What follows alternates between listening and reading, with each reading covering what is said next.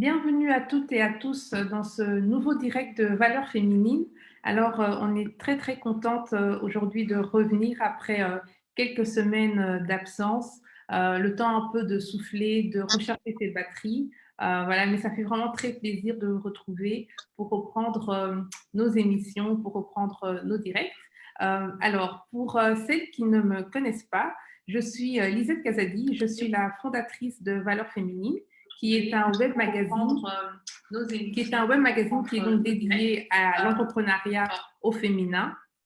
Et donc aujourd'hui, j'ai le plaisir d'accueillir Gracia Loqua, la youtubeuse très connue aux plus de 4000 abonnés grâce à sa chaîne Gracia Manicure. Alors bonsoir Gracia.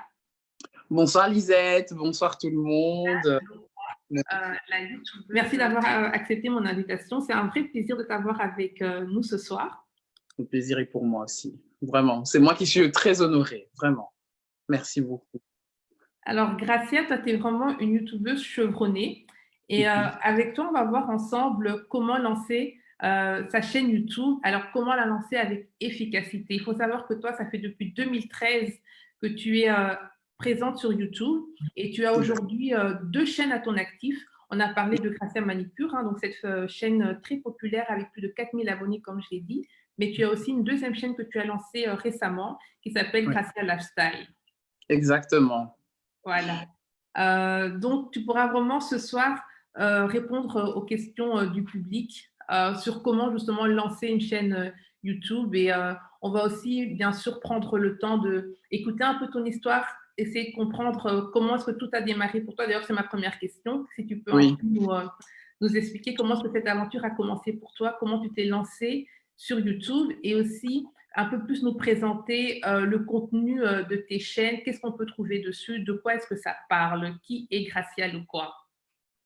Alors, voilà, comme Lisette m'a bien introduit, je suis une modeste youtubeuse parce que Pas de fausse modestie, hein, Gracia. Voilà, bien sûr, non. Voilà, c'est vrai que ça fait un moment que je suis sur YouTube, sur la plateforme. Ça fait déjà depuis 2013, voilà, que je suis sur YouTube. Et tout a commencé tout simplement, comme tout le monde, hein, je pense que 2013, c'est un peu la période où les gens ont découvert YouTube bien avant que ça. Mais voilà, j'ai été, comme tout le monde, j'avais un compte YouTube et tout ça. Et je regardais beaucoup de vidéos, voilà, en particulier sur la manucure. Et la manucure m'intéressait énormément en ce moment-là parce que c'était un peu la tendance de l'époque et tout ça. Et voilà. Et donc, moi, j'aimais bien regarder. Je regardais ça vraiment. Ça me passionnait. Je pouvais passer même des nuits blanches là-dessus. Vraiment, c'était quelque chose que j'aimais. Voilà.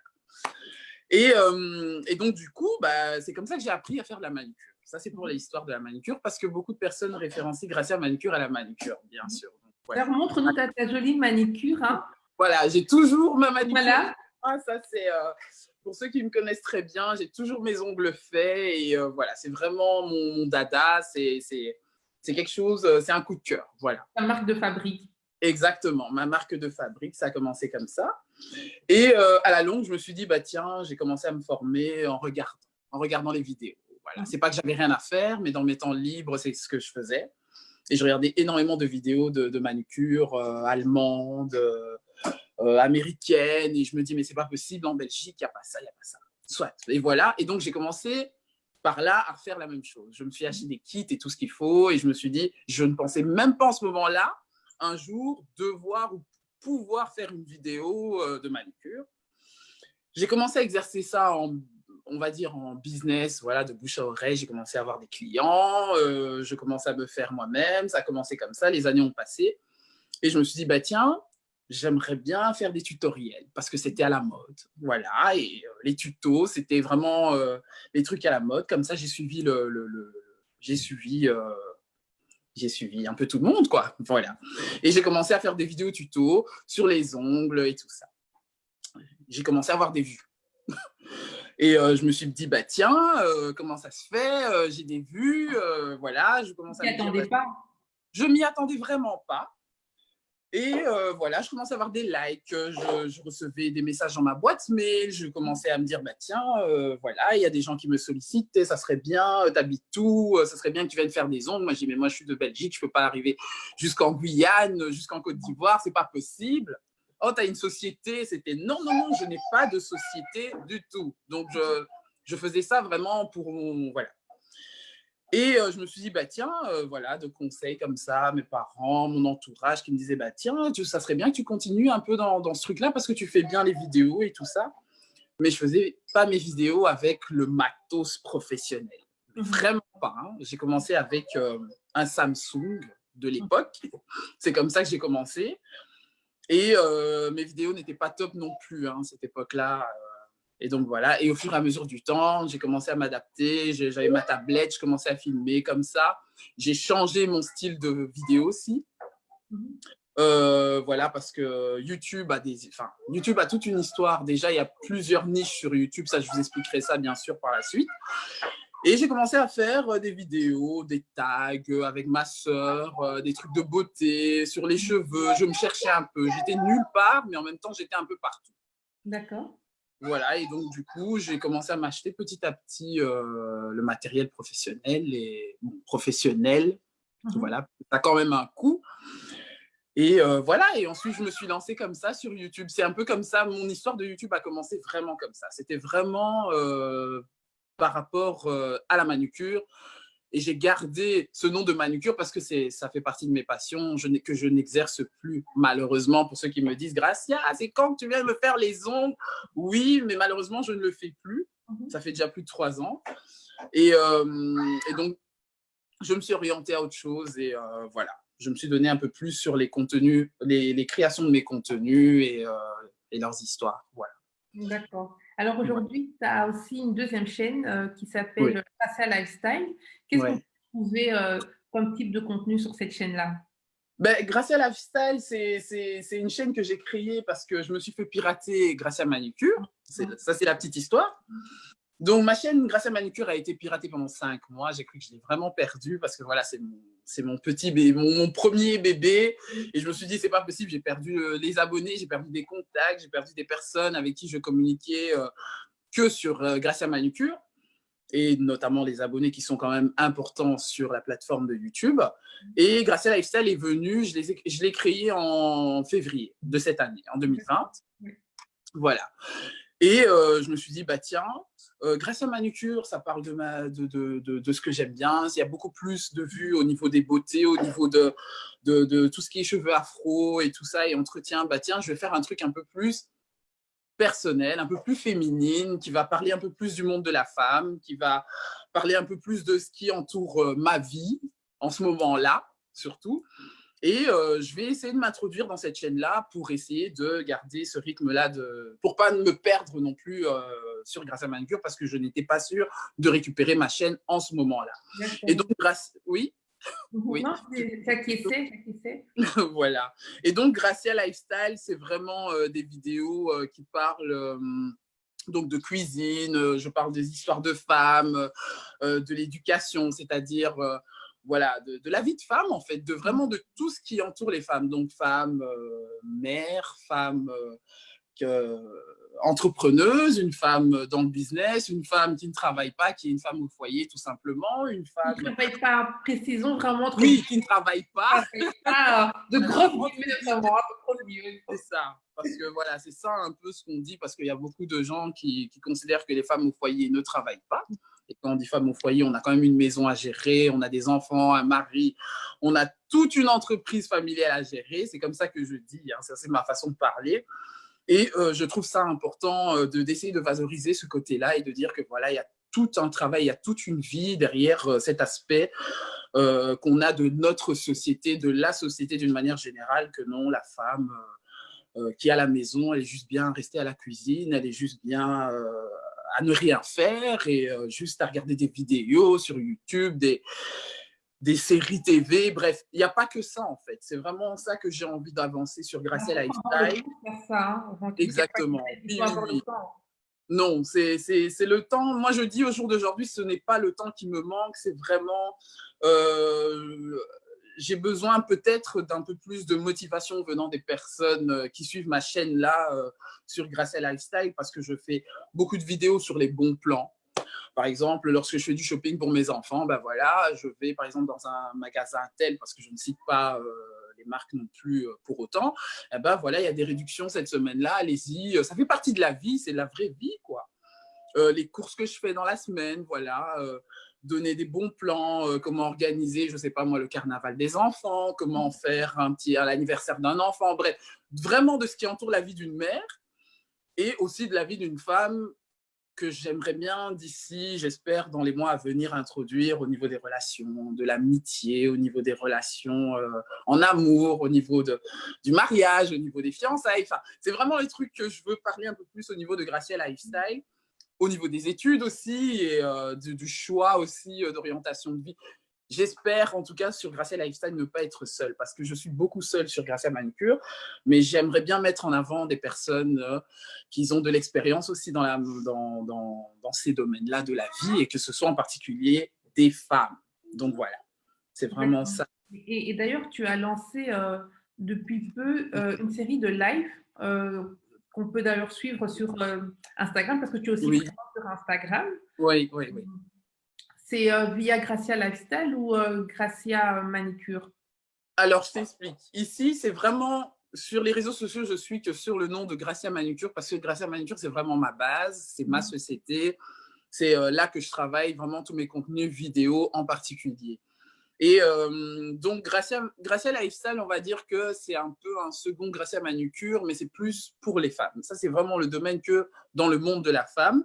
Et donc, les lives que je lance ces derniers temps sur Instagram sont des lives pas que pour les femmes, parce que j'ai eu des hommes, j'ai eu notamment mon mari qui avait participé aussi à un de mes premiers lives, et avant-hier j'ai eu un autre homme, enfin je commence à avoir de la gente masculine aussi dans mes lives, et j'essaye de mettre en avant maintenant les talents des personnes, leur savoir-faire en fait, c'est plus leur savoir-faire.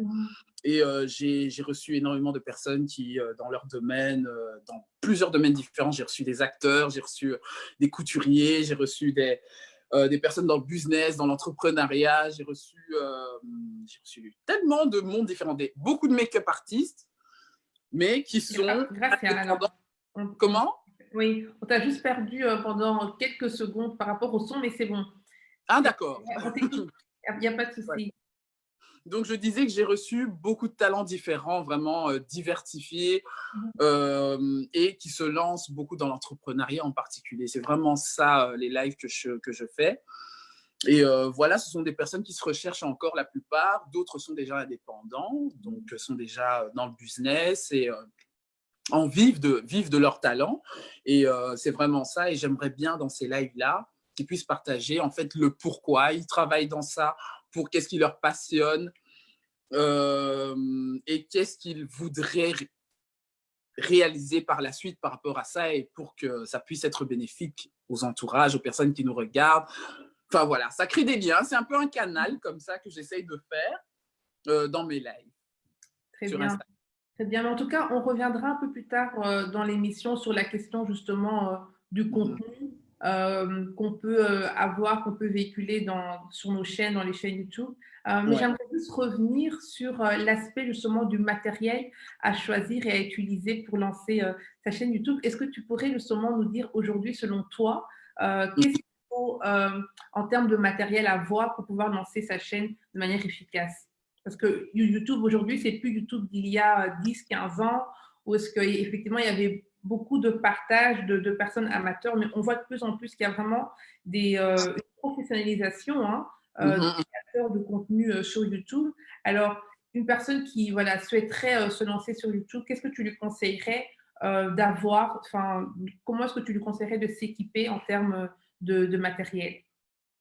Alors, il faut savoir un truc, c'est que les gens qui regardent YouTube prennent souvent YouTube pour une plateforme de divertissement. Ça, on a l'habitude. Ouais, non, voilà, il y a des gens qui passent leur temps à mettre des vidéos comme ça, voilà. Il faut savoir qu'aujourd'hui, en 2020, ce n'est plus la qualité. C'est vrai que la qualité, elle est vraiment meilleure qu'il y a 10 ans passés, mais aujourd'hui, en 2020, ce n'est plus la qualité de la vidéo Je dis rien que du visuel, de la vidéo qui compte.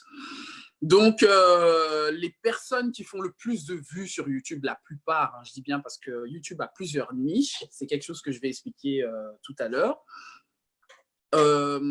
C'est vraiment, comment je peux expliquer ça? Avec un smartphone. La plupart des gens pensent qu'il faut des réflexes, qu'il faut des grosses caméras, des caméras super professionnelles. Vraiment, je vous dis, avec des belles vidéos qui ont des millions d'abonnés, la plupart les font avec leur smartphone. Et c'est la chance qu'on a au jour d'aujourd'hui. Parce que moi, quand j'ai commencé, les smartphones n'étaient pas si high-tech qu'aujourd'hui. Le digital n'était pas si développé qu'aujourd'hui. Quand bien même, il y a eu des vidéos qui étaient déjà il y a plus de 10 ans, qui ont créé des buzz sur la plateforme, bien sûr. Mais c'est même pas pour juste la qualité de la vidéo, mais c'est plus pour le contenu. Donc vraiment de la valeur de la vidéo. C'est ça que je peux dire. Mais vraiment, je dirais aux personnes qui veulent se lancer sur YouTube, et c'est quelque chose que j'ai déjà et que je dis encore dans ma chaîne, dans certaines vidéos, c'est qu'il ne faut pas attendre de s'acheter un appareil photo à 500 €, à 300 € avec des grosses highlights et tout ça. Ça ne sert à rien en fait. Ça ne sert à rien de trop investir lorsque tu veux te lancer sur YouTube. Ça ne sert à rien parce que faut savoir déjà pourquoi, au jour d'aujourd'hui, en 2020, il faut savoir pourquoi tu dois faire une chaîne sur YouTube. Je ne sais pas si j'avance par rapport aux questions, mais c'est vraiment ça. Faut savoir pourquoi tu veux te lancer sur YouTube. Parce que si tu ne sais pas pourquoi tu vas te lancer sur YouTube, c'est juste pour avoir une belle caméra, des belles vidéos, de belles qualités de vidéos et tout ça, tu risques de ne pas te retrouver. Parce qu'il y a des vidéos qui sont sur YouTube qui sont beaucoup regardées, mais qui n'ont pas de qualité. Il y a des gens qui ne prennent pas la peine de faire des montages vidéo.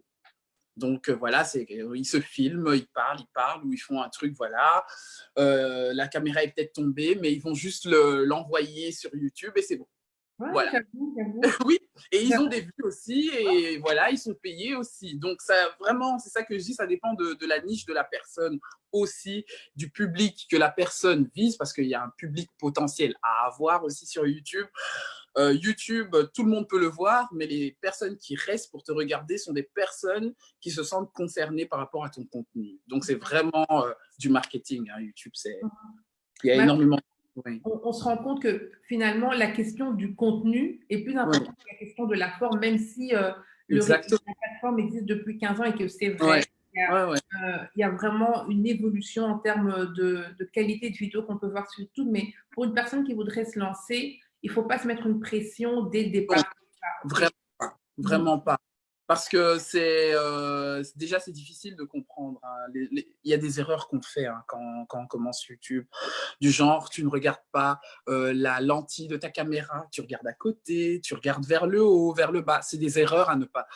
Ça, c'est même les professionnels le font. Hein, mais vraiment, si on regarde vraiment la forme d'une vidéo, il faut être bien présentable, il faut parler avec le torse bien bombé. Enfin, voilà, il y a tout un langage parce que c'est visuel. Et il y a aussi des publics différents. Il y a les sourds qui regardent YouTube. Il y a des personnes malentendants. Il y a tout un type de public qui suivent YouTube, qui suivent les vidéos de plusieurs YouTubeurs. Et c'est important de faire attention à ces petits détails-là, bien sûr, quand on a l'expérience de se filmer. Et c'est rien que de faire le pas de se filmer face à une caméra, c'est difficile. Moi, ça a été dur, hein. Ça a été avec mon smartphone, mais de me dire que voilà, je recommençais 3 fois quelque chose que je devais dire, je me dis, mince, et tout, pourquoi j'ai dit ça? En regardant mes vidéos, je me dis, mais pourquoi j'ai dit ça? Pourquoi je ne me suis pas mise dans un fond où il n'y avait rien, où j'aurais dû arranger la partie où je filmais? Enfin, voilà, il y a tout ce genre de trucs quand on commence à faire des vidéos sur YouTube.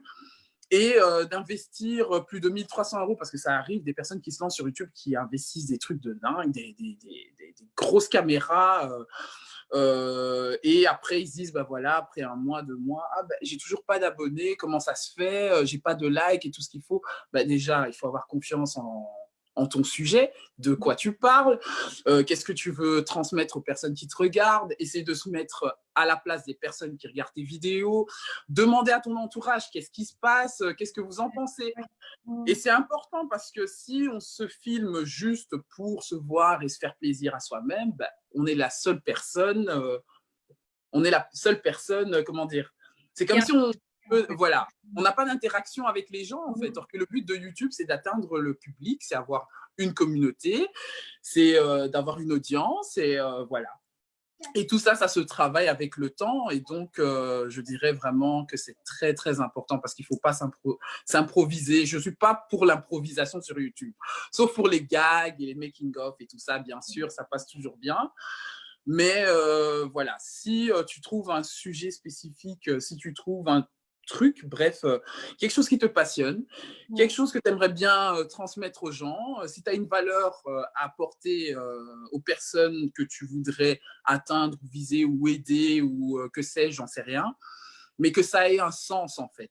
Et YouTube regarde ça. YouTube ne regarde pas le nombre d'abonnés pour ceux qui se disent « Ouais, elle a 1 million d'abonnés, ça veut dire qu'elle a beaucoup d'argent. Ah, mais oui, mais elle… » Moi, je ne suis qu'à 4000 abonnés, mais je suis rémunérée chez YouTube. Donc, je suis partenaire YouTube. Et je suis partenaire YouTube avant même d'avoir touché je peux appeler ça un revenu de YouTube. Donc, vraiment, YouTube est une société qui, selon moi, recherche la valeur que le créateur de la vidéo, de son contenu, cherche à mettre en avant. C'est vraiment plus ça. Vraiment ça. Enfin, voilà. Je ne sais pas si… Ouais, mais on sent du coup dans ce que tu dis qu'effectivement, il y a vraiment une évolution aussi Ouais. par rapport à ta compréhension de la société qu'il y a derrière YouTube, aussi de cette plateforme. Et on vous voit aussi, bien sûr, dans tes vidéos que vraiment tu t'es professionnalisé. Les vidéos qu'on peut voir aujourd'hui, c'est pas les vidéos celles que tu faisais il y a 7 ans. Est-ce que tu peux un peu nous en dire plus sur comment est-ce que justement cette phase de professionnalisation s'est mise en place pour toi? Ben, franchement, au début, je m'en foutais un peu parce que j'avais, comme tu dis, j'avais pas le temps et je me disais, bah voilà, tant que je télécharge mes vidéos, c'était quoi à l'époque? C'était 720D ou quelque chose. Bref, il y a tout un processus d'apprentissage dans l'audiovisuel, bien sûr, pour ceux qui sont dans le domaine. Donc, YouTube a fait aujourd'hui des vidéos qui sont à 4K. 4K, ça veut dire que c'est vraiment… au-delà du HD. Au-delà, c'est le HD, voilà. Qualité professionnelle, comme tu vois, valeur féminine, tu regardes la vidéo, c'est vraiment waouh! Tu vois vraiment que, voilà. C'est de ce genre de… Oui, il faut le dire. Je suis loin d'être à 4K. Non, mais il faut le dire. Et donc, il y avait des qualités à l'époque où 720D, c'était plus ou moins, tu pouvais regarder en 3G, parfois c'était un peu flou, et parfois la 4G est arrivée après. Et voilà, parfois tu avais des différences de temps entre la parole, donc tu as la personne qui parle, et tu as le geste qui suit après. C'est pas synchro, en fait, le son. Voilà, il y a manque de synchronisation, tout ça. Et moi, je suis quelqu'un de très… dans les détails, voilà. Je suis vraiment… je suis un peu titillant dans les détails. Je me dis, c'est pas possible. Elle arrive à le faire. Il arrive à le faire, mais comment il fait? Et comme tout le monde, je vais sur Google. Je me pose la question, je ne veux pas aller payer quelqu'un pour chercher des formations. Je dis, c'est pas possible. J'ai un travail, j'ai des enfants à gérer, j'ai ma vie, c'est pas possible. Je m'informe. Je vais sur Google, je tape comment filmer une vidéo. C'est vraiment la question que je me pose. Et j'ai commencé là, vraiment. Je te dis vraiment, j'ai commencé en 2014 à m'y mettre, à me former personnellement. Ouais, mais c'est quand même assez rapide, Parce que tu Oui. avais commencé en 2013, quoi. Oui, oui, oui, oui, oui. J'ai vraiment cherché vite parce que quand je voyais le niveau des Américains, je regardais énormément de vidéos de néerlandophones, des Hollandais et tout ça. Je voyais non, c'est trop pro, c'est pas possible. Et ensuite, lorsque tu écoutes souvent les Américains, ils disent que voilà, non, j'ai utilisé mon iPhone, j'ai utilisé mon smartphone. Moi, je dis, mais le mien, ça donne pas ça, c'est pas possible. Alors, comment filmer, par exemple, la vidéo comme valeur féminine, comme Lisette l'a mis avec mon iPhone? Ben voilà, j'ai tapé ça en anglais, ça m'a sorti directement. Mais en français, ça sortait pas. Ouais, En tout cas, pas, et je me dis, c'est pas possible. Et je me dis, bah, Dieu merci, je comprends plutôt bien l'anglais. Et je commence à m'informer. Il y a des youtubeurs qui prennent leur temps à expliquer comment avoir des vidéos de qualité de clips vidéo, de qualité de cinéma, rien qu'avec un iPhone. wow. Et j'ai vu ça, je me suis dit, non, c'est pas possible. C'est pas possible, je dois le faire. J'ai pris mon téléphone, je me suis dit, bah voilà, j'ai un smartphone comme tout le monde qui a plus de 500 euros. C'est déjà Un bon un bon investissement, bien sûr. investissement. Et on me dit que les pixels de vidéo sont plus ou moins équivalents avec un réflexe. Un réflexe, c'est, j'aurais dû le sortir. Enfin voilà, j'ai Les un gros réflexe. appareils, là, Voilà, de- oui. enfin, les Oui, grosses caméras, en fait, des professionnelles. grosses caméras. Je Ouais. m'en suis acheté une en 2015 parce que je me suis dit que voilà, j'ai besoin d'un réflexe Mhm. et que j'ai peur que voilà, pendant qu'on me fait des appels, je tourne ma vidéo et que ma vidéo se coupe à chaque fois. Et je me suis acheté un réflexe. Ça m'a coûté quand même un coup, mais je l'ai depuis 5 ans, quoi. Ouais. Et il fonctionne très bien, il me fait des très belles photos. J'ai appris à me regarder dans la caméra, j'ai appris à m'écouter parce que voilà, souvent quand on se filme, on n'aime pas se regarder, on n'aime pas s'écouter. Et j'ai compris à partir de là, ben voilà, ce que j'ai dit dans cette vidéo, elle est censée. Mhm. Il faut s'entendre, c'est important de s'entendre avant de publier ces vidéos. Et voilà. Et donc, bref, j'ai continué à me former sur YouTube. J'écoute énormément des YouTubeurs qui sont partenaires de YouTube, qui travaillent pour YouTube. Et dans YouTube, d'ailleurs, si vous regardez pour ceux qui sont YouTube et qui sont dans la plateforme, vous allez voir, il y a plusieurs formations. Ouais. Si vous regardez dans l'onglet vers la droite, il y a beaucoup de formations gratuites qui sont données par des professionnels de YouTube qui ont réussi dans le domaine et qui sont experts en audio, en visionnel, en qualité photo, en qualité vidéo. Il y a des gens qui ont fait des films, qui ont participé dans des grandes réalisations de films, qui donnent ces cours-là sur YouTube.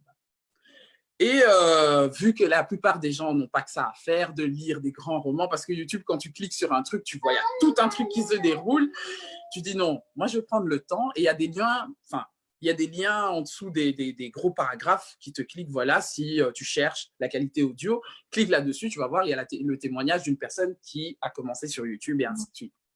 Et j'ai commencé à écouter ces audios, j'ai commencé à écouter ces vidéos et j'ai commencé à apprendre des techniques visuelles. Voilà, comment faire une translation, comment faire un découpage, comment couper, comment scinder, comment mettre un fond musical pour que je puisse parler et que ça soit pas trop fort et ainsi.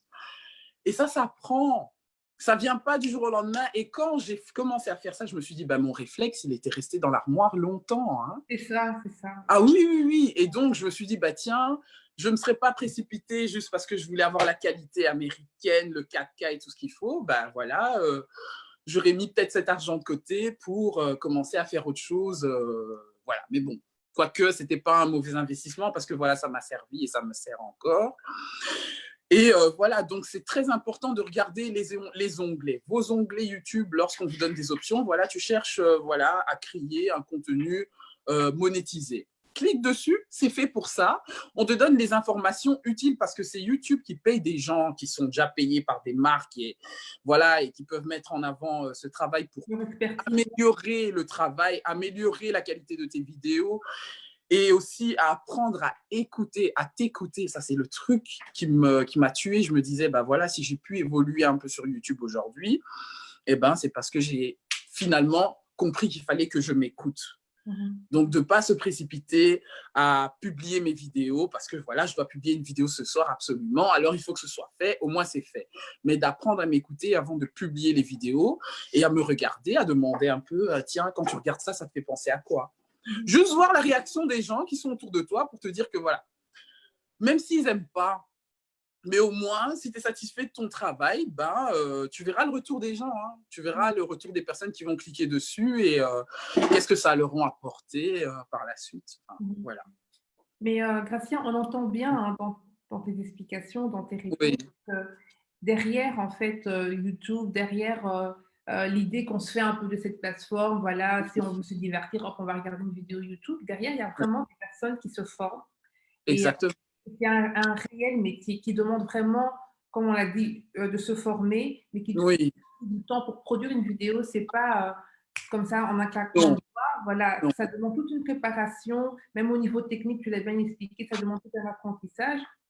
Alors moi, je voudrais un peu, voilà, qu'on puisse un peu aborder aussi ce côté-là de la reconnaissance des travailleurs, enfin des créateurs de contenu en fait, notamment sur YouTube, parce que c'est ce dont on parle aujourd'hui.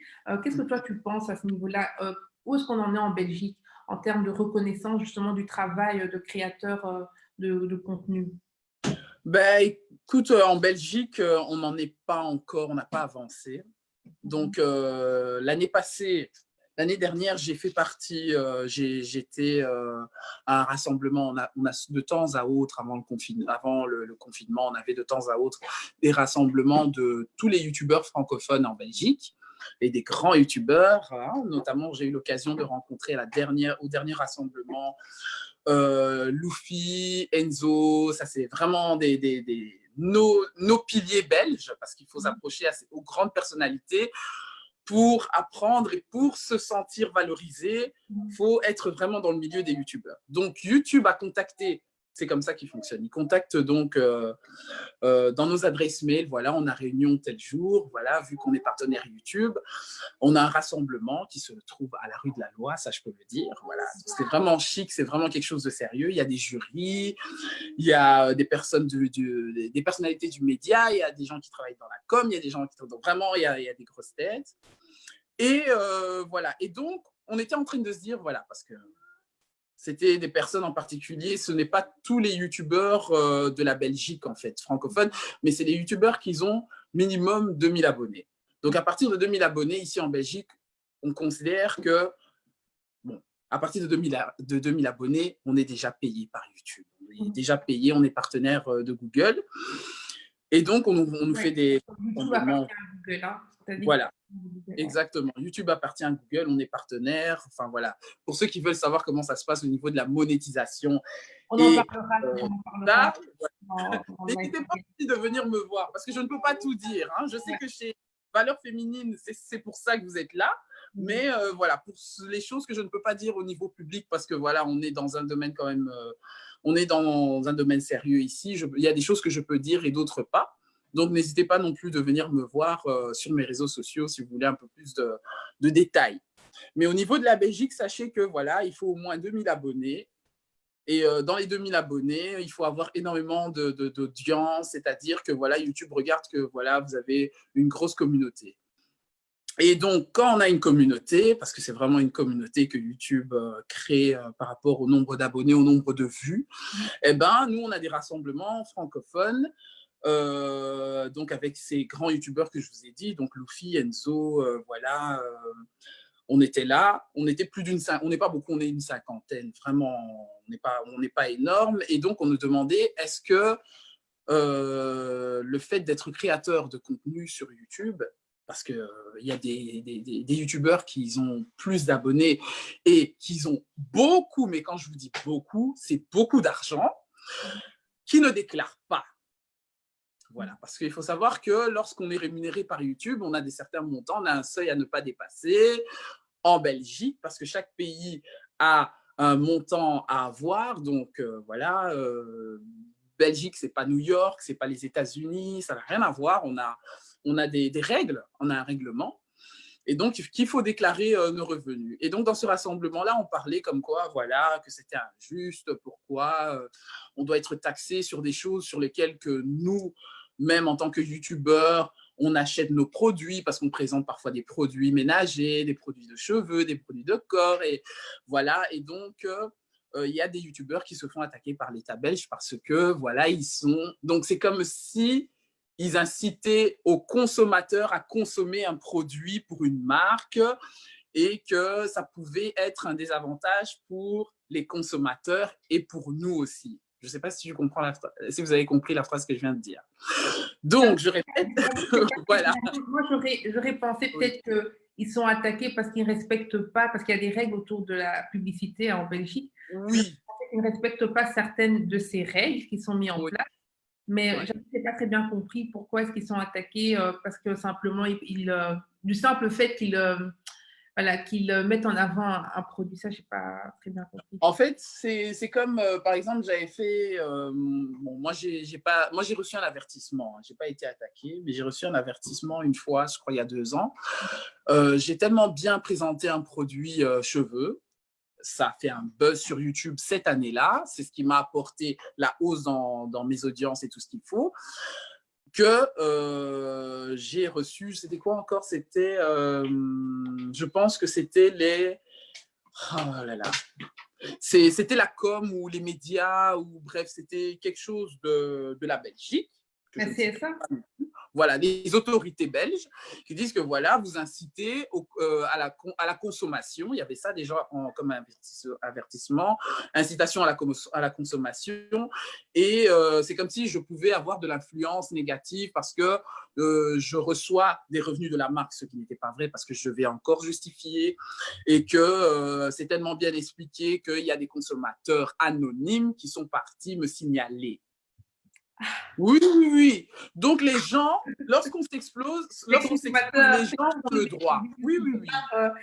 Enfin, de la concurrence, peut-être. Exactement. Donc, les gens ont le droit de se dire que voilà, cette personne, je regarde sur YouTube, elle m'incite à consommer un produit, le produit ne m'a pas plu, eh ben voilà, je n'ai même pas pu me faire rembourser et j'estime que cette personne reçoit de l'argent pour montrer ce produit. Ah oui, oui, oui. Sans preuve, sans rien, ils ont vraiment le droit de dire tout ça. Eh ben, j'ai droit de porter une plainte. C'est pas une plainte, mais voilà, c'est pour dire que pour signaler qu'il y a telle personne qui a fait que voilà. Et donc, ça m'a peiné à cause de l'influence de cette personne. Et c'est ce qui se passe, en fait, et c'est ce que les gros youtubeurs en Belgique se battent, parce qu'ils ont eu énormément de plaintes, parce que ici en Belgique, lorsque tu vis de YouTube ou de Google ou quoi que ce soit, bah, tu dois être déclaré comme indépendant. Ça veut dire que tu dois avoir un numéro TVA comme tous les indépendants. Tu dois payer des taxes, tu payes des impôts comme un indépendant, que tu touches 500 € ou que tu touches 1 million d'euros, tu dois payer, tu dois déclarer ce que tu touches à partir d'un certain montant. Et il y a des youtubeurs qui vivent que de YouTube, mais qui sont tellement surtaxés qu'ils ne vivent pas bien de ce qu'ils sont censés toucher. Voilà, c'est un peu ça le piège sur YouTube. Et donc, on avait beaucoup de rassemblements l'année dernière par rapport à ça. Et voilà, maintenant, la question... Il n'y a pas aujourd'hui en Belgique un statut oui. en tant que youtubeur. Ça n'existe pas en Belgique. Pas, ouais. En France, ça existe. Parce que le mot youtubeur n'existe pas. En France, ça existe, ça je tiens quand même à le dire.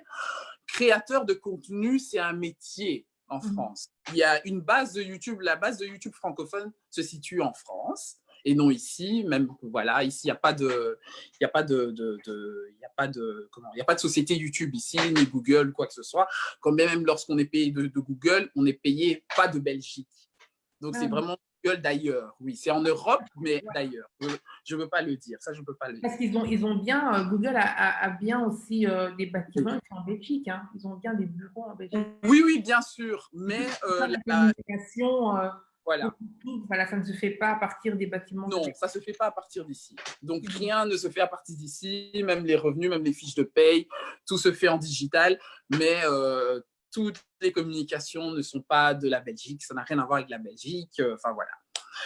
Et donc, c'est vraiment ça. Et donc, la question, c'était quoi encore la question si... C'était de savoir autre on en était en Belgique par rapport à la reconnaissance du métier de... Donc, on n'y est pas. Non, on n'y est pas encore. On n'y est pas encore. On commence à arriver petit à petit parce que voilà, les grands youtubeurs, ils mettent ça vraiment en avant et voilà, ils n'arrêtent pas d'en parler dans le milieu des youtubeurs. Mais on n'y est pas, mais on n'y est vraiment pas. Et donc, du coup, il y a beaucoup de youtubeurs qui, dès qu'ils arrivent à exploser ici en Belgique, ils vont en France pour déclarer, voilà, où ils vont ensuite, ils vont ailleurs. Oui, oui, oui, oui. On Parce adresse qu'on en est très, France, oui. très taxé en Belgique. Ouais. En Belgique, on est très taxé. Et voilà. Moi, je ne vais pas, je ne vais pas vous dire ça maintenant personnellement de moi parce que voilà, je reste quand même dans mon cadre privé parce que je touche de YouTube, mais je sais que euh, et d'autant plus que voilà, il y a un règlement en Belgique. Après un certain moment, lorsque tu as une activité extra ou quoi que ce soit, faut le déclarer. Donc ça, c'est un truc qu'il faut absolument savoir parce que ça risque de faire fermer ta chaîne YouTube, tu risques de passer dans les procès voilà, tribunaux et ainsi de suite. C'est de la violation, vraiment, ça crée des gros problèmes, donc c'est très important. Et pas que par rapport à ça, surtout aussi par rapport à ton contenu. Si tu as un contenu d'incitation à la haine, ou simplement il y a de l'exhibition, il y a de l'animosité, bref, vraiment ces genres de contenus-là, ça aussi, ça peut vraiment arriver directement au tribunal, les autorités, tout ça, ils se mêlent, enfin, ça peut faire vraiment. Donc il y a vraiment un règlement à suivre sur YouTube, quoi.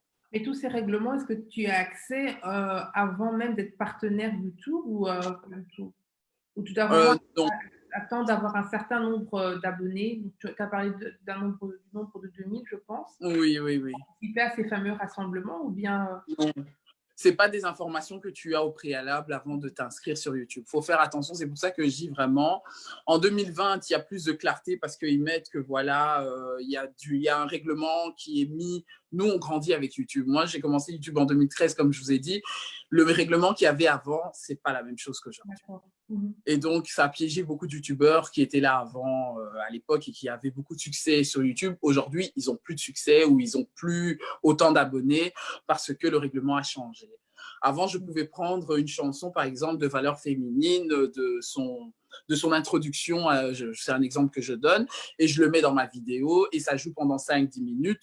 Je peux être payé, je suis tranquille. Aujourd'hui, si je le fais, on bloque toutes ces vidéos-là. Je me suis fait bloquer déjà 3 vidéos, je sais, dans le passé, j'ai supprimé parce que c'était pas possible. J'avais que des mails comment on appelle ça? Allez, des mails d'avertissement, et ça revenait. Et si tu as 3 avertissements sur YouTube, on bloque ta chaîne. Ah, Ouais, et donc, pas quoi. ouais, ouais, donc c'est bien. Moi, je trouve que c'est pas plus mal. Parce qu'il y a eu notamment une loi COPPA qui est passée, je ne sais pas si vous connaissez, la loi COPPA, c'est une loi américaine qui parle, bon, américaine qui est devenue maintenant internationale aussi dans tous les pays du monde, où comme moi, bien sûr, j'ai des vidéos où j'expose mes enfants. Et cette loi-là est faite pour protéger les enfants. Donc pour ceux qui disent, oui, moi aussi, je veux faire une vidéo, je veux faire des belles petites nattes à mes poupées, tout ça, il faut faire attention, les amis. Moi, je le fais. Je le dis, je le fais, mais je respecte les règles et je remercie parce que cette loi est passée juste après que ma fille, juste après que ma fille soit visualisée. Donc, c'est-à-dire, c'est une loi qui fait que les personnes qui regardent les vidéos, il y a des gens qui regardent des vidéos pour enfants et considèrent que vous profitez de vos enfants pour avoir de l'argent. Et donc, il faut faire attention. Pourquoi? Parce que sur YouTube, et je pense comme dans le monde entier, il y a des personnes qui se battent pour le droit des enfants. Il y a des gens qui exploitent leurs enfants. Il y a des gens qui se sont fait des millions d'euros dans le dos de leurs enfants sur YouTube, juste parce que l'enfant a du talent. Il y a l'enfant, on le filme du matin au soir, l'enfant, et ainsi de suite. Enfin, il y a tout un truc sur YouTube, il faut faire attention. C'est vraiment un cercle assez vicieux. Et donc, lorsque tu respectes ces règles-là, c'est-à-dire que de dire que ta vidéo n'est pas sponsorisée par des marques.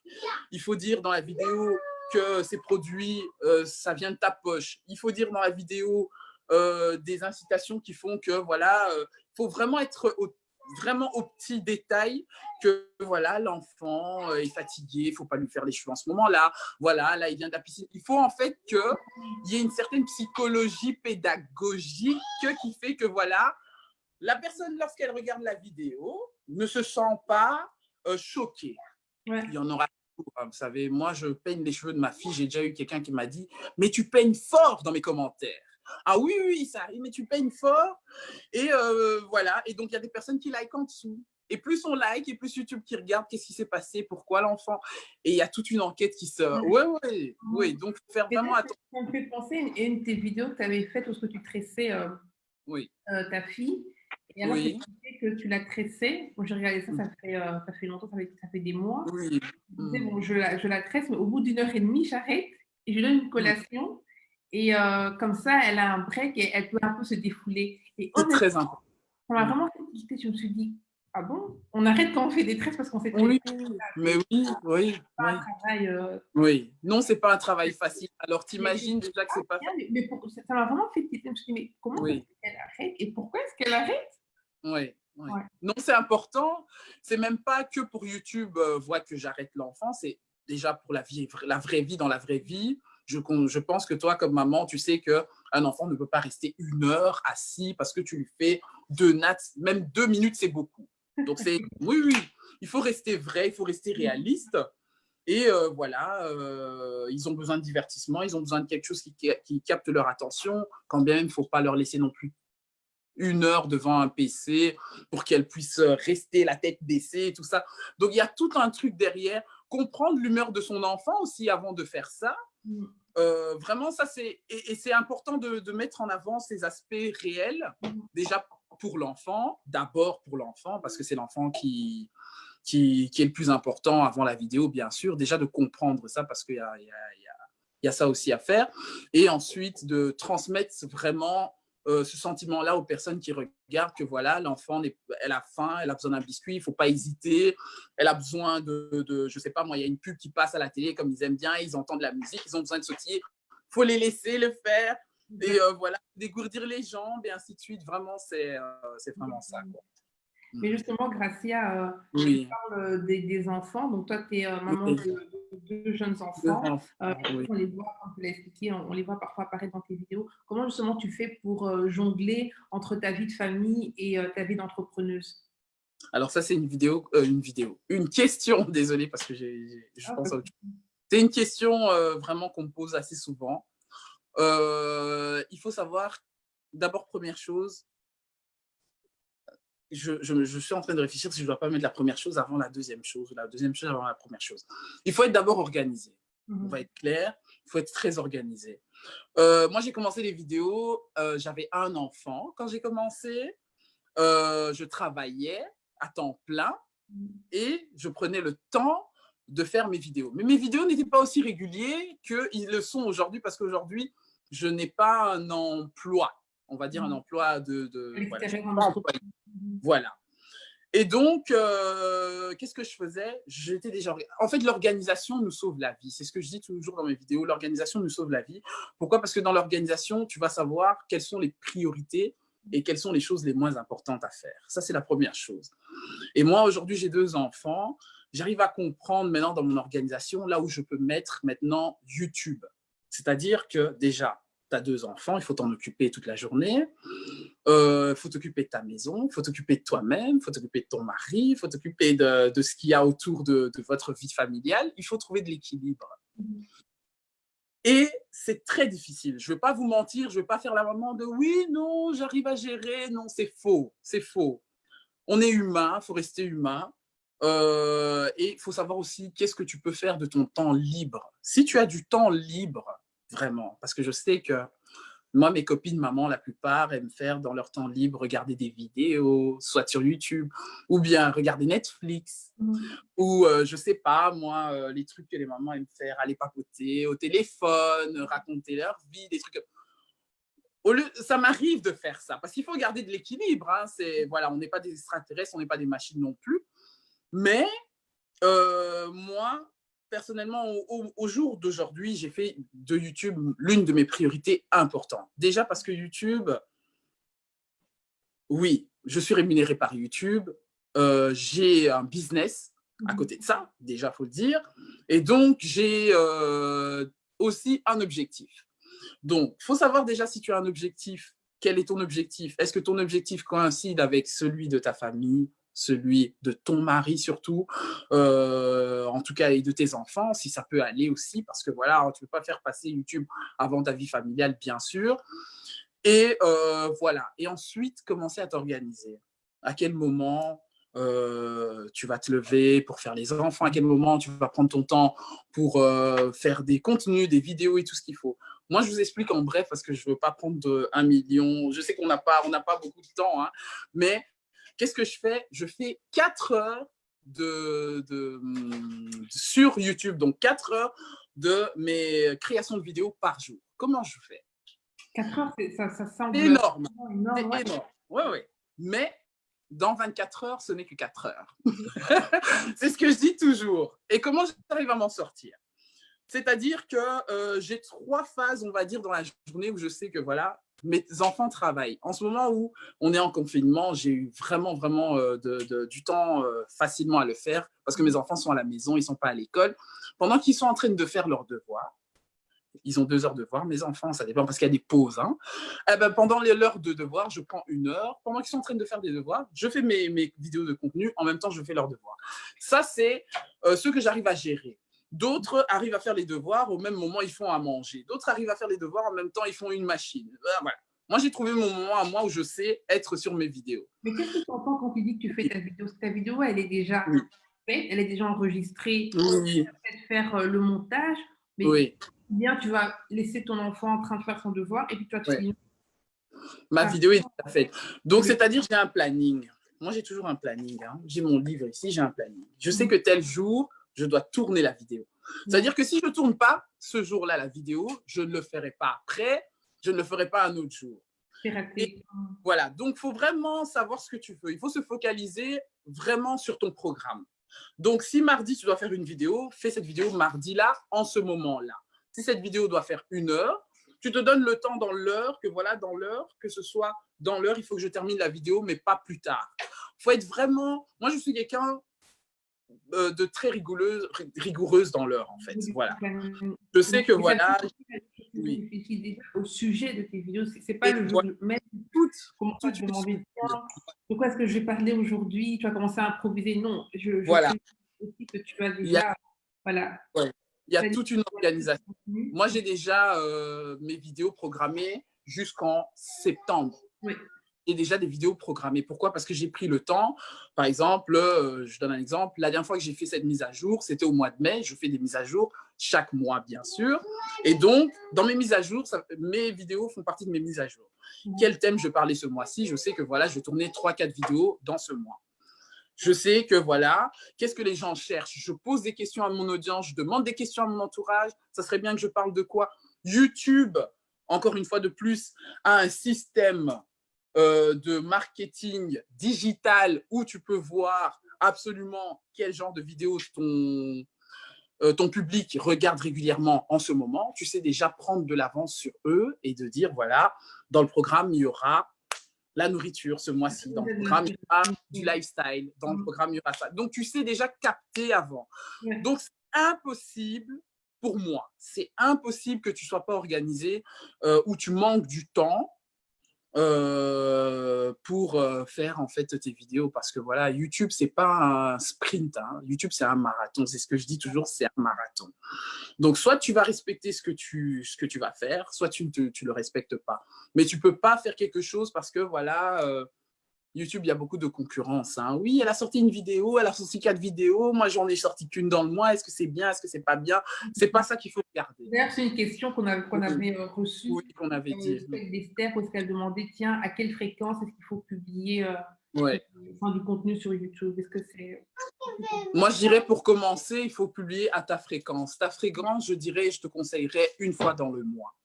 Pourquoi? Parce que tu viens de te lancer sur YouTube, tu commences à apprendre comment faire, par exemple, une création de vidéo et tout ce qu'il faut, ça prend des jours. Ça ne prend pas des heures, ça prend des jours. Une vidéo, pour moi, de 5 minutes peut me prendre 3 jours. Je vous dis la vérité, c'est vraiment ça ce qui se passe dans le bac. Pour obtenir vraiment une qualité modeste, il faut au moins 3 jours de trucs parce que voilà, moi, comme je vous dis, je fais 4 heures de montage par jour. Dans les 4 heures, je les dispasse dans la journée. Ce n'est pas 4 heures d'affilée non plus, mais je sais qu'en fin de journée, lorsque tout le monde est au lit, j'essaye de terminer. Parfois, je fais des nuits blanches. Donc, c'est vraiment quelque chose, c'est une passion aussi, hein. Et il faut savoir gérer son temps par rapport à sa vie réelle et trouver l'équilibre. Au début, c'était vraiment difficile, mais voilà, j'ai pu la trouver. parce que c'est pas toujours facile d'avoir une maman youtubeuse, d'avoir une femme youtubeuse, d'avoir une fille youtubeuse, parce que j'ai ma maman qui est souvent derrière moi et qui regarde toujours mes vidéos et qui me dit mais pourquoi tu ne parles pas de comment faire la semoule et tout. C'est elle qui m'inspire. Elle fait partie des personnes qui me donnent les idées de vidéos. Va un peu parler de voilà comment on prépare la semoule, comment on fait le Thompson. Parle un peu quand tu vas faire un tour, je sais pas moi, en Espagne avec tes enfants, tu nous montres un peu comment tu prépares tes valises. Voilà, c'est vraiment ça.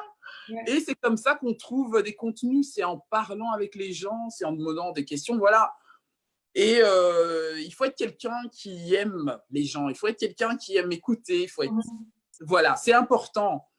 Pour obtenir un bon résultat, en tout cas de contenu, c'est important. Après, l'aspect technique vient après. Ce n'est pas le plus important. Ça, c'est ce que je peux dire vraiment par rapport à ça. Mais organisez-vous. Pour les mamans ou les femmes qui aimeraient ou qui travaillent, voilà, moi, je travaillais de 8h à 18h avant. Et ben voilà, j'étais à la maison parfois à 20h. J'avais encore une chance, les samedis, parfois, je ne travaille pas. Si je ne travaille pas les samedis ou le dimanche après le culte, voilà, je me permettais de faire 1 heure de vidéo. Ou même dans la voiture, je faisais des montages pendant comment on appelle ça, les embouteillages. Au lieu de m'énerver dans l'embouteillage, je passais mon temps dans le montage, j'écoute la radio ou j'écoute une musique, je suis là. Donc, c'est vraiment, il faut être passionné quelque part. Et derrière cette passion, il faut trouver un but. Il ne faut pas juste être passionné et tourner en rond des années, voilà. Mais il faut vraiment trouver un but derrière et que ça t'apporte aussi un certain bonheur, une certaine valeur que l'argent ne peut pas te donner en fait. Moi, j'ai commencé YouTube, je ne pensais même pas qu'un jour j'allais être monétisé. Je ne pensais pas un jour être partenaire YouTube. J'ai vraiment appris tout dans le tas.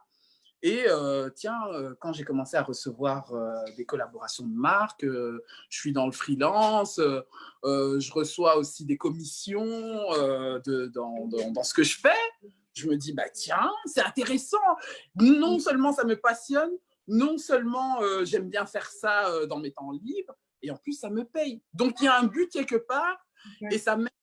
Et cet argent, moi, je l'investis sur mon matériel parce que j'ai un matériel qu'avant que je paye de ma poche. Aujourd'hui, je ne paye plus.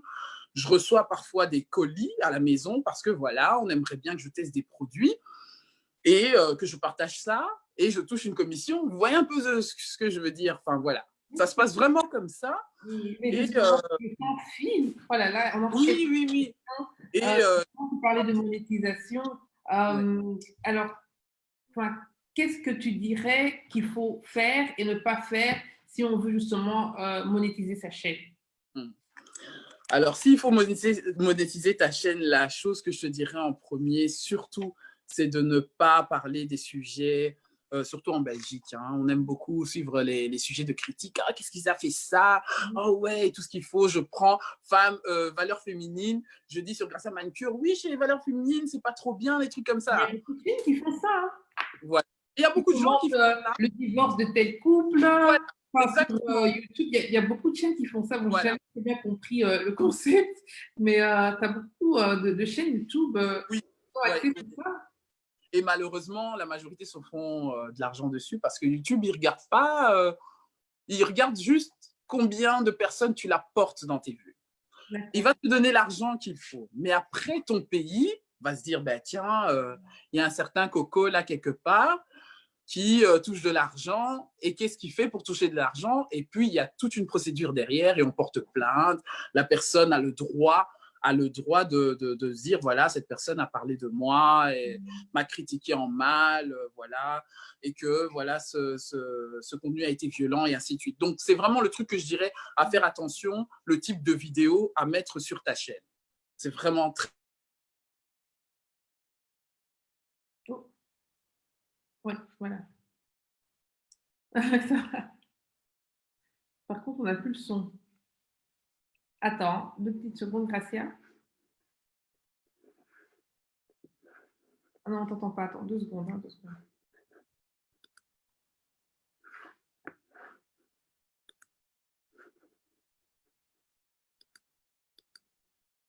Essaye de parler. Essaye de parler.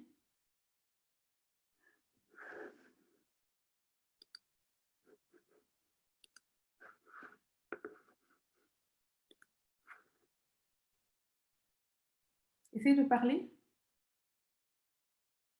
On n'entend pas. Elle dit allô, mais...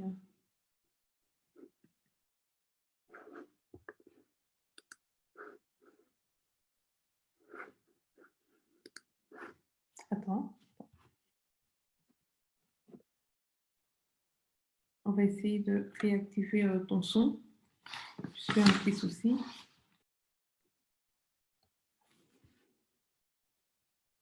Essaie encore de dire quelque chose, Gracia.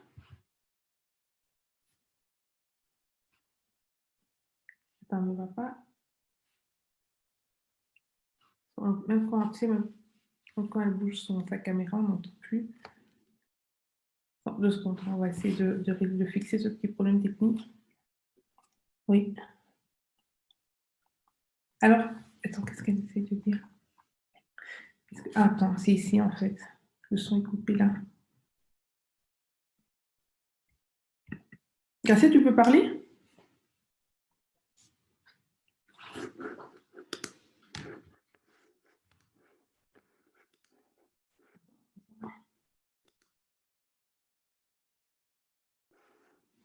Tu peux parler? Tu peux parler? Tu m'entends pas? Ok, toi tu m'entends. Non, toi je t'entends pas. Toi je t'entends pas. Alors qu'est-ce qu'on... Attends, on va essayer de régler ce problème rapidement. Parce qu'en plus c'est vrai qu'on arrive tout doucement à la fin du live. On avait encore quelques questions quand même qu'on voulait poser. Attends, alors, qu'est-ce qui s'est passé? Attends. J'essaie de voir d'où vient le problème. Ton son, il est bien activé chez toi. Attends, on n'entend pas. J'essaie de lui envoyer un message.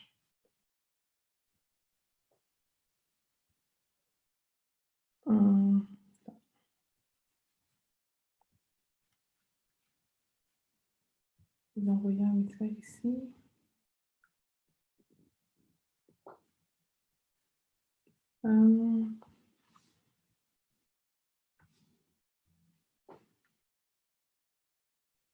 J'ai l'impression que... Ah, attends. Alors, je vais essayer de retrouver Gracia. Je vais essayer de voir un peu ici. Attends. On va essayer de voir si on peut... voir parce que c'est vrai que le temps est en train de passer.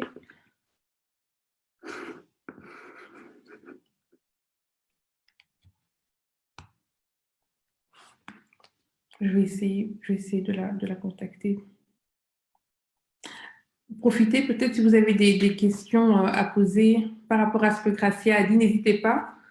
Du coup, on va prolonger de quelques minutes le live, parce que c'est vrai que c'était prévu jusqu'à 22 heures. Mais profitez en tout cas de mettre en commentaire si vous avez quelques questions, n'hésitez pas à les mettre comme ça. Alors, je pourrais les donner à Gracia, elle pourra y répondre, parce que comme on a vu, elle a pas mal d'expérience, pas mal de choses qu'elle peut nous communiquer, partager. Voilà. Voilà. Là, je vois. Gracia, tu m'entends? Oui, oui, je t'entends très bien. J'ai eu un petit problème technique. Bon, ce sont les aléas du direct, c'est pas grave. Désolée. Ouais. Cette coupure, on est en train d'expliquer. Attends, je vais juste reprendre la dernière question que j'avais pour toi. Oui, donc tu expliquais les choses à ne pas faire lorsqu'on veut monétiser sa chaîne. Tu disais que certains contenus étaient vraiment à bannir, notamment les contenus qui consistaient à parler en fait de la vie d'autres personnes parce qu'on peut tout simplement être attaqué par rapport à ça et que bien que YouTube peut nous payer par rapport à ça, ben, on peut se faire attaquer au niveau de l'État parce qu'il y a tout simplement des lois à respecter et de cette manière, ben, on peut se faire attaquer du coup devoir payer des amendes par rapport à ça. Alors, tu es toujours bien là? Tu m'entends? Oui, je suis bien là. J'avais juste coupé le temps que la petite princesse sorte, mais bon, enfin voilà. Ah, ben, c'était bien tombé. Ça, on n'y peut rien. En tout cas, merci pour ta réponse. On a bien compris. Il y avait aussi alors une autre petite question que j'avais pour toi, c'était par rapport au succès sur YouTube. Tu l'as un peu expliqué pendant le live, tu expliquais que oui. c'est important. C'est pas tellement le nombre de vues, c'est pas tellement la fréquence de vidéos que tu vas poster dessus. Mais alors, est-ce que tu peux un peu nous donner ta notion du succès sur YouTube? Ah, la notion du succès sur YouTube, c'est quoi? D'abord, la première chose, il faut que tu saches pourquoi. Ça, je le répéterai toujours, parce que moi, je ne savais pas pourquoi j'étais sur YouTube avant. Et si je devrais conseiller à des personnes qui voudraient se lancer là-dedans, ils doivent savoir pourquoi. Ça ne sert à rien de se lancer juste parce que c'est à la mode, c'est un buzz, parce qu'on arrive vite au moment où il y a un moment, tu te dis, allez, pourquoi je fais mes vidéos, pourquoi j'ai pas autant de vues, pourquoi j'ai pas autant d'abonnés, pourquoi je n'attire pas. Pourquoi? Parce qu'on ne prend pas la peine de se renseigner, on ne prend pas la peine de s'informer, on ne prend pas la peine. On arrive à un moment, les erreurs, je pense que la plupart des youtubeurs le font, où on se considère qu'on fait des bonnes choses, on se suffit à soi-même. Et c'est pas bon. Ça, c'est une erreur vraiment à ne pas faire. Et on se dit que voilà, vu que mon entourage me connaît, ça veut dire que tout le monde me connaît. C'est faux. Il faut arrêter d'imaginer que les gens te connaissent. J'ai passé des années, je chantais même à la chorale, j'étais déjà sur YouTube et la plupart des personnes avec qui je chantais à la chorale ne savaient même pas que j'étais sur YouTube. C'est pas parce que j'ai mis une vidéo sur YouTube que les gens de ma famille aussi ne savaient même pas que j'étais sur YouTube. Même mon frère ne savait pas que j'étais sur YouTube avant que je lui dise que j'étais sur YouTube. Et donc, de ne pas se faire ces films-là, de penser qu'on connaît, voilà, ou qu'on devrait recopier par rapport à un youtubeur ou à une youtubeuse qui a du talent et qui a un certain niveau. Non, il faut voir que, comme on disait tout à l'heure, que ça ne se fait pas comme ça d'un claquement de doigts. Il y a un travail derrière et c'est important de s'informer, de se former. Moi, je me forme encore aujourd'hui. J'ai atteint bientôt les 5000 abonnés, mais je ne considère pas, quand bien même je forme d'autres personnes qui ont moins d'abonnés que moi, il y a même d'autres qui ont l'équivalence du même nombre d'abonnés, qui viennent demander des conseils chez moi, donc je suis un peu impressionné. Moi, je demande aussi des conseils à des personnes qui ont 200 abonnés. Pourquoi? Parce que YouTube, c'est pas Instagram, YouTube, c'est pas Facebook, ça n'a rien à voir, c'est vraiment un moteur de recherche. Voilà. Il faut voir YouTube comme un moteur de recherche. C'est vraiment ça. Donc, c'est pour ça qu'il y a des niches, comme je disais tout à l'heure, il y a le divertissement, il y a la musique, il y a le sport, il y a le gaming, il y a les beautés, il y a l'éducation. YouTube, c'est un moteur de recherche. C'est pour ça que ça appartient à Google. Il faut comprendre que YouTube, c'est ça. Ouais. Et déjà, lorsque tu sais que YouTube, c'est ça, cherche le but, pourquoi tu veux faire des vidéos, et puis qu'est-ce que ça va t'apporter par la suite. Bien sûr, il faut savoir là où ça va te projeter, suivre le règlement, parce qu'il y a un règlement sur YouTube surtout, parce que YouTube t'informe à chaque fois si ta chaîne elle est dans les règles. C'est ce qui est bien, tant que le petit V en vert est là, c'est bon. C'est bon, ouais. Là, tu peux foncer, tu peux avoir tout ce que tu veux, il n'y a pas de problème. Quoi d'autre? Aussi, éviter de personnaliser comment on appelle ça?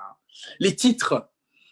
Il faut savoir que ta vidéo peut être extraordinaire. Tu peux faire un clip de fou, vraiment une vidéo captivante et tout ce qu'il faut, mais tu personnalises ta chaîne. Par exemple, le titre de ta chaîne est trop long.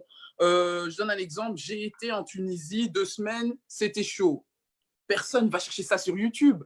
Personne ne va regarder ta vidéo, même si tu as filmé avec 5 réflexes, même si ta vidéo a été filmée par des professionnels, on ne regardera pas ta vidéo, tout simplement parce que elle se perd dans le serveur. Oui. Et les algorithmes qui sont les tags sur YouTube ne vont pas chercher ça. Il n'y a pas de mots-clés sur cette phrase. Plutôt, tu devrais mettre comment voyager en Tunisie ou comment voyager en Tunisie ou pourquoi j'ai voyagé en Tunisie ou mon dernier voyage en Tunisie. Il faut que ce soit direct et captivant directement. Ça, c'est la clé. Lorsque moi j'ai compris ça, j'ai changé tous mes anciens titres de l'époque parce que je personnalisais énormément. Les vues ont augmenté d'un coup. Ah oui, là, dans l'espace d'une semaine ou deux, je regarde mon analytique, je dis mais c'est pas possible, juste en changeant le titre. Et pourtant ma vidéo elle était mais ça m'a fait gagner. Et c'est des bêtes trucs comme ça qui font que voilà. Faire attention à tes hashtags lorsque tu mets dans tes commentaires et tout ce qu'il faut. Les hashtags, il ne faut pas les oublier, ce sont les mots-clés. Sur Google, ça va être relié automatiquement à ta chaîne. Tu deviendras au fur et à mesure une référence sur YouTube. Et c'est ça qu'il faut chercher sur YouTube, que je conseille toujours, de ne pas chercher les buzz. Les buzz de comme Lisette disait tout à l'heure, oui, voilà, le couple tel a divorcé. c'est une vidéo qu'on va regarder pendant un moment, mais en 2021, 25, on ne le regardera plus. Exactement. Ça perd toute sa valeur. Mhm.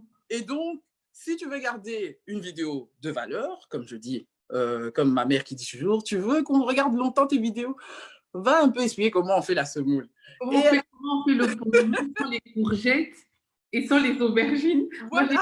je me suis dit, ah, j'ai mon pondou là qui est vraiment en train de, depuis qu'il est dans le congélateur, Oui, pourtant j'ai tous les ingrédients ici dont on parle dans la vidéo. J'ai fait mon voilà. pondou grâce à cette vidéo, tu vois? C'est C'est des trucs ça. en fait pratiques, j'ai envie de dire ça. Non, c'est pratique. C'est Et pratique que oui, les gens ont besoin dans la vie au quotidien. exactement. Et c'est ça le truc, c'est ça la valeur que YouTube veut apporter en fait. C'est ça les valeurs que YouTube cherche, c'est un moteur de recherche qui est utile aux gens. C'est ça que j'appelle, c'est pas juste un divertissement. Oui, le divertissement en fait partie, mais il y a toute une société derrière, un savoir-vivre derrière, il y a tout un art, il y a des gens qui ont appris à jouer du piano. Ma soeur a appris à jouer à la guitare sur YouTube. Elle n'a jamais été demander à un prof comment il faut tenir les cordes. Elle a appris à jouer les bases de la guitare sur YouTube. Mais c'est incroyable.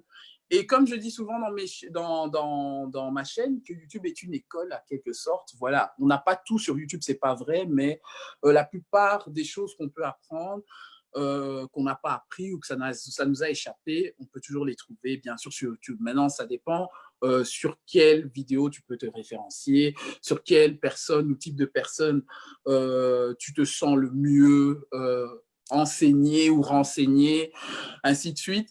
Mais voilà. YouTube, il y a vraiment de bons côtés, mais il y a aussi l'extrême aussi, très, très, très mauvais, qu'il faut absolument faire attention, bien sûr, parce qu'il y a aussi plusieurs types de YouTube. Il y a le premium, il y a YouTube pour enfants aujourd'hui qu'il n'y avait pas avant, il y a YouTube pour adultes aujourd'hui. Donc, il faut faire très attention vraiment à ce qu'on regarde sur YouTube et quel contenu on choisit et surtout sur quelle niche. La niche, c'est vraiment le domaine sur lequel tu veux te mettre sur YouTube, en fait. Oui. Moi, avant, je n'avais pas de niche. Je me cherchais, j'étais sur les tutos pour les ongles et tout ce qu'il faut, mais il y avait tellement de personnes qui faisaient ça que je ne pouvais pas ressortir du lot. Oui. Surtout au niveau du pays, c'était difficile. Et voilà, et donc j'ai commencé, j'ai fait un truc qui, comme je te disais, ma vidéo en 2015 qui est sortie par hasard, qui a aujourd'hui plus de 370 millions de vues, quelque chose dans le genre, je ne sais pas te dire le chiffre exact, presque 400 millions de vues. C'est la vidéo la plus bête que j'ai tournée, enfin l'une des vidéos des plus bêtes que j'ai tournées. J'ai fait ça avec mon Windows, je ne sais plus, avec un bête logiciel. J'ai galéré pour le faire, ça m'a pris quand même une semaine. C'était à mes débuts, je commençais à peine à comprendre les choses. J'ai dû me faire un shampoing, un soin, les explications des produits et tout ce qu'il faut le même jour. Ça m'a pris une après-midi entière, mais ça m'a apporté énormément. Ouais. Et pourtant, voilà, j'avais même pas en tête à dire que oui, non, ça m'a apporté des vues. Je pensais pas. Ma vidéo est même passée dans des magasins cosmétiques. Je sais pas si vous voyez Ouais, les magasins où, voilà, ouais, on dans la met porte de la nature. Oui, il y a plein de vidéos de oui, tutoriels et tout ça. de Ouais. plein de youtubeuses. Et moi, quand j'ai eu des appels, on appelait ma mère, on appelait ma soeur, on avait ta soeur. Mon Dieu, mais alors là, mes épaules sont arrivées ici. J'ai dit, c'est pas possible. Avec rien, j'avais pas de MacBook, j'avais pas d'iPhone, j'avais que dalle. Et cette vidéo a buzzé cette année-là. Et c'est cette vidéo qui a commencé, bien sûr, à me rapporter des collaborations de marques. Des bonnes choses. C'est ça aussi qui m'a inspiré à faire un business en ligne par la suite que je vous expliquerai bien sûr. Et tout a démarré comme ça en fait. J'ai commencé à prendre ça au sérieux. Mais justement, brièvement, parce qu'on va bientôt clôturer, Oui. on va déborder, mais c'est vrai qu'il y a eu ce problème technique. D'ailleurs, Oui. vraiment toutes nos excuses par rapport à ça, c'était indépendant de notre volonté. Oui. Par rapport à ton business en ligne, est-ce que tu peux, en deux, trois mots, vraiment brièvement, un peu nous expliquer en quoi est-ce que ça consiste? Voilà, en fait, mon business en ligne. Là, en fait, je suis en train de faire du marketing digital. Pour ceux qui ne savent pas du marketing digital, c'est vraiment du marketing que sur Internet. C'est un peu, je suis vraiment là, c'est même pas un peu, c'est un peu du marketing comme vous le voyez un peu, voilà, d'une manière générale, mais là c'est digital. Donc, je vends des services, je vends mes services à la clientèle, à mes clients potentiels, c'est comme ça qu'on les appelle. Et donc, ces personnes-là me payent pour avoir un résultat. Donc, moi, je leur vends mes résultats. Je leur présente mes services et mes produits aussi parce que j'ai des collaborations avec des grosses firmes qui me disent, voilà, Gracia, tiens, on te balance ça, tu testes et ensuite tu vends à ta communauté. Et donc, j'ai commencé maintenant petit à petit depuis presque une année mon business maintenant indépendant à moi où je vends mes services personnellement. Je forme des personnes pour faire du marketing digital. Le marketing digital n'est pas seulement sur YouTube, c'est aussi sur les réseaux sociaux, sur Facebook, surtout sur Instagram. Je ne suis pas Instagrammeuse pour ceux qui disent « ouais, elle est influenceuse ». Non, je ne suis pas influenceuse, c'est juste que voilà, pour être sur YouTube, il faut avoir Instagram en 2020. Ça fonctionne comme ça. Et voilà. Et donc, qu'est-ce que j'apporte en particulièrement? J'apporte donc le dynamisme déjà, l'organisation pour tes contenus, les outils nécessaires que tu as besoin et surtout, je vise le résultat que tu vas avoir par rapport à ton originalité, ce que tu veux créer et bien sûr, tout ça pour se faire des sous. Ça, c'est très important, il faut garder ça. Et moi, c'est le business que je vais lancer, en tout cas qui va arriver. Je ne sais pas si tu peux me laisser dire.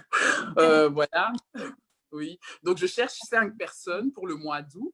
Je vais commencer une session à partir du 3, donc une session de 3 jours à partir du 3 août, où j'ai besoin de 5 personnes que je peux former une équipe avec eux.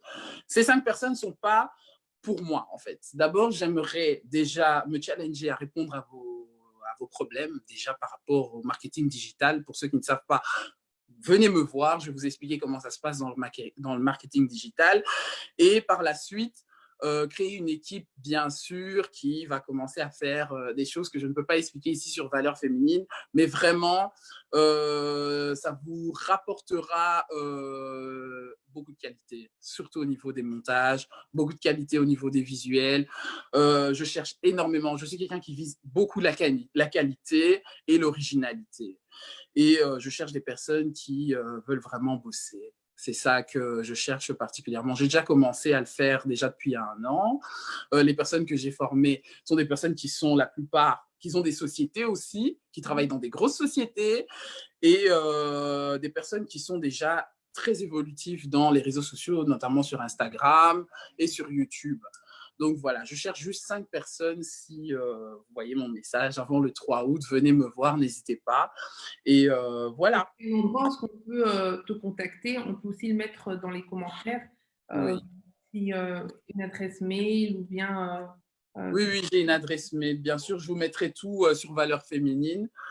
Comme ça, vous allez avoir tout ce qu'il faut pour venir me Je pense contacter. que ton adresse email, c'est Gracia Manicure. Manicure@hotmail.com. D'accord. On va le rajouter tout de suite dans les commentaires. Ouais, Mais en tout bien. cas, c'est vraiment un très, très beau projet, Gracia. Et je pense que vraiment avec ce direct, et grâce à toi, on a vraiment compris que derrière YouTube, pour ceux qui ne le savaient pas encore, on a bien compris que derrière YouTube, il y a bien entendu un métier, il y a beaucoup de travail. Le succès ne vient pas du jour au lendemain. Il faut de la Non, passion. On a ouais, bien vu que tu es vraiment une femme passionnée qui, malgré ses engagements en tant que maman, ben, tu parviens quand même, maman et épouse aussi, ouais, tu parviens quand même voilà, à avoir ce succès sur YouTube. ouais. C'est vraiment, c'est tout Et à beaucoup de fait patience aussi, hein. On a oublié de patience. parler de Et la beaucoup de patience. patience. Donc, juste pour alors résumer ce qu'on peut retirer un peu du thème de ce soir, qui était de comment lancer sa chaîne YouTube, on retient Mm, que finalement, ce sur quoi il faut vraiment se focaliser, c'est non pas tellement la forme, en tout cas au début, mais c'est surtout le contenu, avoir un objectif clair. Pourquoi est-ce qu'on va sur YouTube? Qu'est-ce qu'on vise? Quelle niche est-ce qu'on veut atteindre? Et donc, vraiment se focaliser là-dessus. Ensuite, bien entendu, ne pas hésiter à se former. Il y a beaucoup de formations aujourd'hui en 2020. Ne pas mm. hésiter à aller cliquer sur toute l'information qui est finalement donnée par YouTube. YouTube. Avoir de la patience, ne pas se précipiter. Tu l'as très bien dit dans le live. YouTube, c'est pas un sprint, c'est vraiment Non, un marathon. un marathon. Là, et bien sûr, être organisé. Être organisé parce que c'est beaucoup de temps, c'est vraiment énormément de travail, mais il faut trouver de l'équilibre entre sa vie privée, sa vie familiale et son travail. Donc, Gracia, vraiment, si tu veux rajouter quelque chose maintenant, c'est le moment. Sinon, Euh, Vraiment, vraiment, moi, ce que je vais rajouter, n'oubliez pas d'aller vous abonner sur la page de Valeurs Féminines. Alors, je vous dis, là, Lisette et bien sûr Emmanuel sont des personnes formidables parce que voilà, ce sont des personnes qui sont très pros et que je tiens à remercier ici dans ce live particulièrement. Voilà. Ils ont cru en moi parce qu'ils m'ont donné leur confiance pour que je puisse passer ici au live et c'est vraiment un grand honneur pour moi, c'est ce que je peux dire. Abonnez-vous surtout à son live, à sa page. Et voilà, elle fait des choses super très intéressantes. Moi, j'ai appris beaucoup au live précédent, des choses que je ne savais pas. Surtout dans tout ce qui est valeurs féminines. En fait, valeurs féminines définit beaucoup vraiment ce qui nous concerne à nous les femmes. Bien sûr, les hommes à qui ça intéresse aussi. Hein. Allez-y. Et c'est tout ce que je pourrais dire, vraiment. Et je vous remercie vraiment pour votre professionnalisme. Franchement, vous étiez au taquet. J'ai beaucoup adoré. Et j'ai passé un excellent live, en tout cas, merci. c'est très sincèrement, Gracia, c'est nous qui te remercions. Tu as vraiment pu contribuer à l'avancement de cette plateforme qu'on est en train de mettre en place pour mettre en avant, en lumière le travail des femmes, le travail entrepreneurial des femmes. Tu es vraiment un très bel exemple, justement, dans ce domaine-là. On salue vraiment ta réussite. On te souhaite, bien entendu, beaucoup de succès avec tes nouveaux projets. Et n'oubliez pas, ceux qui sont intéressés, on a mis déjà les contacts de Gracia. Contactez-la, elle va vous former. C'est une pro, hein. Elle est dans le business depuis longtemps. Regardez bien ce qui est écrit là derrière elle. Donc, elle vise très, très, très, très loin. Je ne peux pas le dire, tout le monde peut le voir soi-même. Donc, Gracia, c'est vraiment très haut. Donc, vraiment, n'hésitez pas à travailler avec Gracia et je suis certaine que vous ne serez pas déçus. Donc, merci beaucoup pour votre patience. Aujourd'hui, on a malheureusement un peu débordé, mais c'est des choses qui arrivent. Le sujet était vraiment très intéressant. Gracia avait beaucoup de choses à nous communiquer et à partager avec nous. On espère vraiment que ça a pu vous apporter de l'information, vous motiver aussi pour toutes celles et tous ceux qui désirent se lancer sur YouTube. Et bien sûr, on souhaite à chacun et à chacune de vous beaucoup de succès dans vos projets entrepreneuriaux. Voilà, pardon. Donc, encore une fois, merci Gracia d'avoir accepté notre invitation ce soir. Merci au public d'avoir participé. Merci d'avoir suivi notre émission. Et on se retrouve mercredi prochain pour une prochaine émission et un nouveau live. Une très belle soirée à tous. Merci.